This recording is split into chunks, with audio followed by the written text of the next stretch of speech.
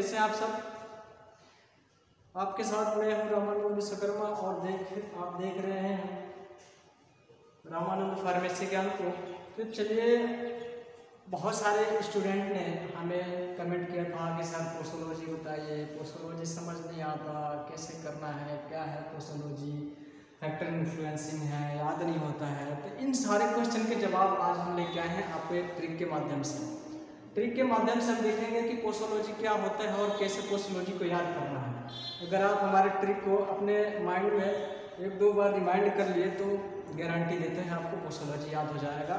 और बिल्कुल आसान लैंग्वेज में मैं बताऊंगा आपको पोसोलॉजी क्या है और कैसे होता है। तो चलिए आज हम देख लेते हैं पोसोलॉजी। पोसोलॉजी का मतलब क्या है? पोसोलॉजी वो होता है जिसके अंतर्गत हम किसी भी डोज का कैलकुलेशन करते हैं। पोसोलॉजी का मतलब किसी भी डोज का कैलकुलेशन करते हैं, वो हमारा पोसोलॉजी है। पोसोस, इसमें लैटिन शब्द बना है पोसोस। पोसोस पोसोस होता है, पोसोस का मतलब हाउ मच, मतलब कितना, और लोगोस का मतलब होता है आपका लोगोस। पोसोस का मतलब हाउ मच और लोगोस का मतलब साइंस। यानी डोज का कैलकुलेशन करना है, हमें कितना डोज देना है किसी पेशेंट को या किसी बच्चे को, तो उस डोज के बारे में कैलकुलेशन करना ही हमारा पोसोलॉजी है। ये हमारा इंट्रो में आता है कि हमारा पोसोलॉजी क्या है। तो किसी भी डोज का कैलकुलेशन करना हमारा पोसोलॉजी है। बच्चे को कितना देना है, ओल्डर को कितना देना है, कैसे क्या करना है, तो यही है पोसोलॉजी। इंट्रो हो गया। और इसमें आता है फैक्टर इन्फ्लुएंसिंग डोज। मतलब दोस्त, हम जैसे बोल रहे हैं, जो चीज़ें बोल रहे हैं, आप बिल्कुल वही कॉपी में अपने लिख दोगे तो कोई दिक्कत नहीं। अगर आप हिंदी मीडियम से हो, अगर आप हिंदी में पेपर लिखते हो, तो जो चीज़ हम बोल रहे हैं वही लिख देना इंट्रो में कि पोसोलॉजी हमारा वो है जिसके अंतर्गत हम डोज का कैलकुलेशन करते हैं, वो हमारा पोसोलॉजी कहलाता है। ये हमारा पोसोलॉजी है। दूसरा हमारा होता है फैक्टर इन्फ्लुएंसिंग। फैक्टर इन्फ्लुएंसिंग क्या होता है कि जिसके अंतर्गत में, मान लीजिए अगर कोई बच्चा है तो आपको कितना डोज देना है, बूढ़ा है तो कितना डोज देना है, और एडल्ट है तो कितना डोज देना है, ये फैक्टर इन्फ्लुएंसिंग होता है। इसमें 15-16 फैक्टर्स हैं। तो मैं आपको दोस्तों एक ट्रिक के माध्यम से बताऊंगा कि कैसे याद करना है। सबसे पहले आप डॉक्टर के पास जाते हो तो आपको डॉक्टर क्या लिखता है कि आपका टाइम लिखेगा, आप किस टाइम पे आए हो, आपका एज लिखेगा, सेक्स लिखेगा, मेल हो फीमेल हो, और बॉडी वेट लिखेगा। इतना काम वो सर्वप्रथम करता है, सबसे पहले डॉक्टर करता है। टाइम लिखेगा तो टाइम से टाइम ऑफ एडमिनिस्ट्रेशन, आपकी एज लिखेगा, सेक्स लिखेगा, बॉडी वेट लिखेगा। जनरल सी बात है कि हर प्रिस्क्रिप्शन में हर जगह लिखा ही जाता है। तो डॉक्टर आपको सबसे पहले मान लो इतना लिखेगा। अब यहाँ से हमारी आती है ट्रिक, बॉडी वेट और डिजीज लिखेगा। डिजीज, जैसे ही डिजीज उसने लिखा, आपका डिजीज लिखता है कि आपको क्या दिक्कत है, क्या परेशानी है, कैसे क्या है। जैसे ही डिजीज लिखा, बहुत इंटरेस्टिंग है, आप यहाँ से सुनिएगा। जैसे ट्रिक हमारी स्टार्ट होती है और आप अपने माइंड में हमारे ट्रिक को 1 से 2 बार रिमाइंड करना, आपको जरूर याद हो जाएगा और ये कभी भूलेगा नहीं। जैसे उसने डिजीज लिखा, पेशेंट ने क्वेश्चन किया, और वो पेशेंट कौन था? हमारे क्लास में एक हमारा दोस्त था। हमारे क्लास में एक हमारा दोस्त था, वो बहुत हेल्दी था, मोटा सा था। तो वो बहुत एक लड़की से इंतहा प्यार करता था। वो इंतहा प्यार करता था एक लड़की से, और वही उसी को डिजीज हुआ था, वही बीमार पड़ा। तो डॉक्टर के पास गया और डिजीज डॉक्टर ने लिखा। तो हमारे दोस्त ने पूछा, मोटा सा, सर डिजीज क्या है, मतलब हमें क्या परेशानी है सर, हमें कौन सी डिजीज है? तो डॉक्टर ने बड़ा सटीक जवाब दिया। उसकी बॉडी को देख के कहा, मोटे, स्ट्रेस लिया है। यही हमारी ट्रिक है, मोटे, मोटा था वो। डॉक्टर ने कहा मोटे, स्ट्रेस। स्ट्रेस की स्पेलिंग दूसरी होती है, बट आपको मैंने यहाँ समझाने के लिए स्ट्रेस से लिखा है। मोटे स्ट्रेस, मतलब मोटे ने स्ट्रेस ले लिया, पागल हो गया था वो प्यार में, तो उसने स्ट्रेस ले लिया। मैं इसमें किसी डॉक्टर का निंदा नहीं कर रहा हूँ, ये आपको समझाने के लिए ट्रिक बताया। तो डॉक्टर ने कहा मोटे स्ट्रेस। अब देखिए, एम से, M for mode of administration, O for occupation, TE for temperament, S for synergist, T for tolerance, R for race, A for antagonist, C for climate, E for emotions। ये हमारा है tree. Doctor ने कहा मोटे stress, मतलब stress लिया है तो पागल हो गया था प्यार में, मोटे स्ट्रेस। यानी स्टार्टिंग के आपको ये 2-4 चीजें याद करनी है, उसके बाद से हमारा ट्रिक से हो जाएगा। आप अपने क्लास में इमेजिन करना कि आपके क्लास में एक स्टूडेंट था, उसने ऐसे किया, तो वहां से आपको याद हो जाएगा। आप देख के इसके बारे में डिस्कस कर लेते हैं कि ये क्या है। आपको इससे एक्सप्लेन करना होगा, 2-2 लाइन 3-3 लाइन इसके बारे में लिख देना, ज़्यादा कुछ आपको नहीं लिखना है। ये आपको 16 नंबर में या 14 नंबर में एग्जाम में पूछा ही जाता है लगभग। तो आप लिखना time of administration. Factor influencing में टाइम ऑफ एडमिनिस्ट्रेशन का मतलब क्या होता है कि आप कोई भी दवा ले रहे हो तो आप एम्प्टी स्टमक यानी खाली पेट ले रहे हो कि खाने के बाद ले रहे हो, ये बहुत बड़ा फैक्टर इन्फ्लुएंसिंग है डोज के अंतर्गत में। अगर आप खाने से पहले ले रहे हो तो वो दवा आपकी बॉडी में ज़्यादा एब्जॉर्ब होगी, क्योंकि उसका सरफेस एरिया ज़्यादा होगा और वो दवा ज़्यादा एब्जॉर्ब होगी, तो आपको कम क्वांटिटी में दिया जाता है, उसका डोज कम होता है। और खाने के बाद लेते हो तो वो ज़्यादा एब्जॉर्ब नहीं होता है, उसकी बायोअवेलेबिलिटी कम होती है, तो आपको ज़्यादा डोज देना पड़ता है। तो फैक्टर इन्फ्लुएंसिंग होगा। आप सिंपल से ये लिखोगे कि फैक्टर इन्फ्लुएंसिंग के अंतर्गत टाइम ऑफ एडमिनिस्ट्रेशन के अंतर्गत जो भी हम डोज लेते हैं, तो अगर हम खाली पेट लेते हैं तो उससे कम दिया जाता है, और खाने के बाद लेते हैं तो ज़्यादा दिया जाता है। ये एक बहुत बड़ा फैक्टर है। बस हो गया, सिंपल सी बात। दूसरे आप लिखोगे एज पे आप लिखोगे कि अगर कोई एडल्ट है तो उसके कंपैरिजन में ओल्डर को और चाइल्ड को यानी बच्चे को कम डोज दी जाती है, क्योंकि एडल्ट में जो मसल्स है, हर चीज़ है, किडनी है, लीवर्स है, वो फंक्शन अच्छी तरह से कर लेते हैं, वो डेवलपमेंट हो जाते हैं। बट चाइल्ड में क्या होता है, वो अभी डेवलपमेंट नहीं होते हैं। और ओल्डर पेशेंट में क्या होता है, वो डेवलप हो गए होते हैं, बट वो अपना काम करना अब धीरे धीरे स्लो कर देते हैं। तो इसलिए इनको डोज कम देना पड़ता है और एडल्ट को डोज ज़्यादा देना पड़ता है। सिंपल से आप ये लिख दोगे। सेक्स में अगर फीमेल है उसमें फैट ज़्यादा होती है, फीमेल में फैट ज़्यादा होती है, तो यहाँ आपको डोज ज़्यादा देना पड़ेगा, और मेल है तो कम देना पड़ेगा, क्योंकि फैट में दवा जो होती है उसकी कम एब्जॉर्प्शन होती है, वायबिलिटी कम होती है। हालांकि एक तरफ से ये अपवाद भी है, बट इसमें एक चीज़ और आती है कि अगर फीमेल्स है तो उसके प्रेगनेंसी के ड्यूरेशन में, प्रेगनेंसी के दौरान अगर प्रेग्नेंट है तो प्रेगनेंसी के दौरान आप उसको दवा कुछ दिया जाता है, कुछ नहीं दिया जाता है, जो कि अवॉइड करना पड़ता है। जैसे आपका एक दवा आता है थैलिडोमाइड।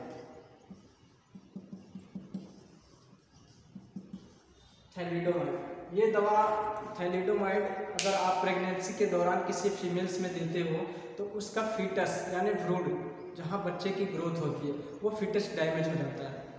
और फीटस जब डैमेज हो जाएगा तो फिर से कभी जो बच्चा होगा उसका या तो हाथ नहीं रहेगा, या तो पैर नहीं रहेगा, या कोई मतलब उसके बॉडी में कोई ऑर्गन्स में एबनॉर्मलिटी आ जाएगी, डेवलप अच्छा से नहीं होगा। तो ये हमारा सेक्स में आता है। बॉडी वेट में होता है कि अगर कोई मान लो कि मोटा सा तगड़ा सा पेशेंट है और कोई पतला सा है, किसी की हाइट ज़्यादा है, किसी की कम है, तो जो मोटा सा तगड़ा सा है जिसकी हाइट ज़्यादा है उसको आप डोज ज़्यादा देनी पड़ेगी, और जो पतला सा है उसको डोज कम देनी पड़ेगी। डिजीज के अकॉर्डिंग हमारा ये आता है कि मान लो कि अगर किसी को सीवियर पेन है या माइग्रेशन है, ज़्यादा पेन हो रही है, तो उसको आपको डोज बढ़ानी पड़ेगी। अगर किसी को मॉडरेट यानी कम है, माइल्ड है, तो आपको डोज कम देनी पड़ेगी।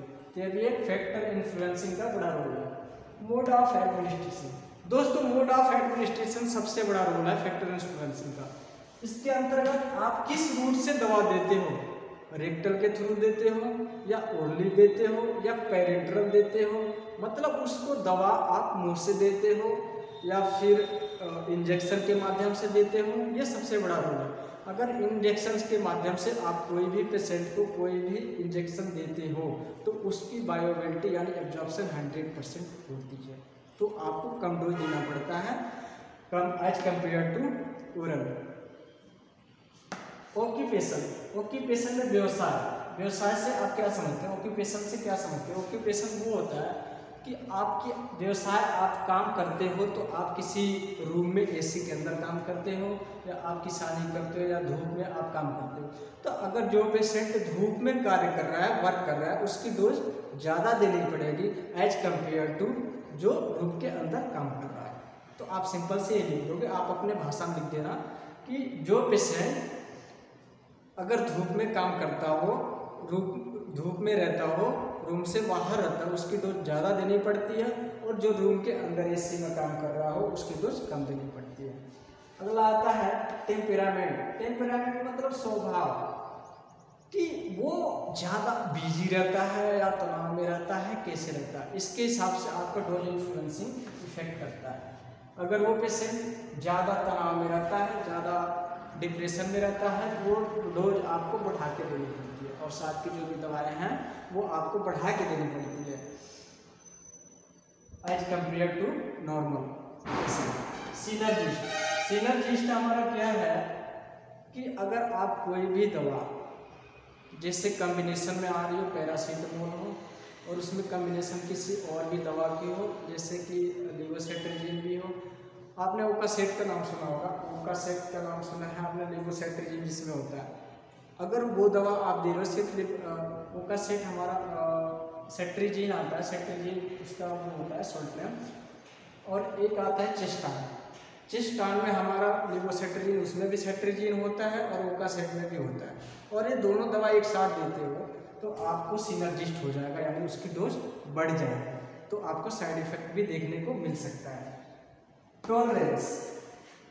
टॉलरेंस क्या होता है कि अगर कोई दवा आप लंबे समय से ले रहे हो, मान लो कोई पेन किलर खा रहे हो, नसाइड की दवा ले रहे हो, दर्द की दवा ले रहे हो, अगर लंबे समय से वो दवा ले रहे हो तो एक टाइम ऐसा आएगा कि वो दवा आपके बॉडी पर इफेक्ट करना बंद कर देगी, तो फिर आपको डोज बढ़ा के देना पड़ेगा। ये हमारा टॉलरेंस आता है, यानी एक समय ऐसा टॉलरेंस के अंतर्गत लिखोगे, टॉलरेंस के अंतर्गत अगर कोई दवा लंबे समय से ले रहे हैं तो उसकी इफेक्ट कम हो जाती है, या वो दवा असरदार हो जाती है, मतलब वो दवा इफेक्ट नहीं करती है, तो उसमें डोज को बढ़ाना पड़ता है। अगला आता है रेस क्या है? रेस का मतलब स्पेसीज, जात, ये बहुत बड़ा इफेक्ट है, ये भी हमारे स्पेसीज पे। अगर मान लो कोई फॉरेन आ गया और कोई इंडियन है, या कोई साउथ अफ्रीका का आ गया जो काला सा है, तो उसकी स्ट्रक्चर, बॉडी स्ट्रक्चर उनकी अलग होती है। मान लो कोई चाइनीज आ गया, चामी ऐसे कर रहा है, उसकी छोटी छोटी आंखें हैं ऐसे, तो बॉडी स्ट्रक्चर पे भी इफेक्ट करता है। तो बॉडी स्ट्रक्चर पे इफेक्ट करता है एज कम्पेयर, मतलब अगर इंडियन हो तो उसकी स्ट्रक्चर अलग होगी, और कोई अगर चाइनीज या फिर साउथ इंडियन आ गया तो उसकी स्ट्रक्चर अलग होगी, तो उस पर भी हमारा dose influencing, dose factor effect करता है। एंटागोनिस्ट क्या है? एंटा का मतलब आपका, एंटा मतलब अगेंस्ट, मतलब मैं आपको कह रहा हूँ कि आपको इधर जाना है, पर आप इधर जाके ना आप इधर जा रहे हो, एंटागोनिस्ट, ठीक विपरीत काम कर रहे हो, तो उसको हम एंटागोनिस्ट कहते हैं। अगेंस्ट मतलब अगेंस्ट जा रहे हो, हमारे विरुद्ध जा रहे हो। मैंने कह दिया कि मार्कर की आप कैप लगा दो, तो आप मार्कर की कैप खोल दो, ये एंटागोनिस्ट है। तो यानी कोई दवा, आप ऐसी दवा दे रहे हो जो एक साथ लेने से उसका इफेक्ट एंटागोनिस्ट हो जाता है, यानी उसको अगर एक साथ आप लेते हो तो एंटागोनिस्ट हो जाता है। तो ऐसी दवा को आपको टाइम ड्यूरेशन दिया जाता है कि आप इतने समय के बाद लेना, आप इतने समय के बाद लेना, तो इसलिए एंटागोनिस्ट होता है। तो इसमें भी हमारा ड्रग फैक्टर इन्फ्लुएंसिंग का एक मेजर रोल है। अगला आता है हमारा क्लाइमेट। क्लाइमेट का मतलब मौसम होता है कि आप दवा ले रहे हो तो गर्मी का मौसम है या सर्दी का मौसम है या ठंडी का मौसम है या बरसात का मौसम है, कौन सा मौसम है। अगर आप गर्मी के मौसम में दवा ले रहे हो तो वो ज़्यादा इफेक्टिव हो सकती है एज कम्पेयर टू ठंडी के मौसम में। तो अगर गर्मी के मौसम में ले रहे हो तो डोज आपको कम लेनी पड़ेगी, अगर गर्मी के मौसम में ले रहे हो तो आपको डोज ज़्यादा लेनी पड़ेगी। हालांकि ऐसे हर दवा नहीं होती है, कुछ कुछ ऐसे दवा होते हैं जो क्लाइमेट पर डिपेंड करते हैं। अगला आता है इमोशंस। इमोशंस क्या है? फीमेल और मेल में आप देखते हो कि कोई बात फीमेल सुनती है बहुत जल्दी मतलब उसका इमोशंस ज़्यादा वो हो जाता है। अगर कोई आप बात कहो कहीं सच में ऐसा है क्या, तो इमोशंस उसका इमोशंस ज़्यादा होता है उसके प्रति। तो इमोशंस पर भी ड्रग फैक्टर एक बड़ा इसका फैक्टर इन्फ्लुएंसिंग का मेजर रोल है कि आप अगर फीमेल्स में दे रहे हो तो उसका इमोशंस कैसा है, उसके हिसाब से आपको दवा देनी पड़ेगी, या तो बढ़ानी पड़ेगी या कम देनी पड़ेगी एज कम्पेयर टू मेल। अगला आता है फ्रीक्वेंसी। फ्रीक्वेंसी का मतलब आवृत्ति। फ्रीक्वेंसी हमारा क्या है कि आप दवा किस आवृत्ति में दे रहे हो। मान लो कि मैंने पीसीएम आपको 500 टैबलेट 500 mg में आपको पीसीएम दे दी। पीसीएम मतलब पैरासीटामोल 500 mg में दे दिया, तो अगर आप उसको 3 टाइम हम बोलेंगे कि आपको 3 बार इसको लेने हैं, और अगर 2 बार लेने होते तो आपको मैं 650 mg में देता। तो ऐसे मतलब कि दवा अगर आपको फ्रीक्वेंसी बार बार लेनी हो, दिन में 3 बार या 4 बार लेनी हो, तो उसकी डोज कम करके दी जाती है एज कम्पेयर टू BID मतलब 2 बार।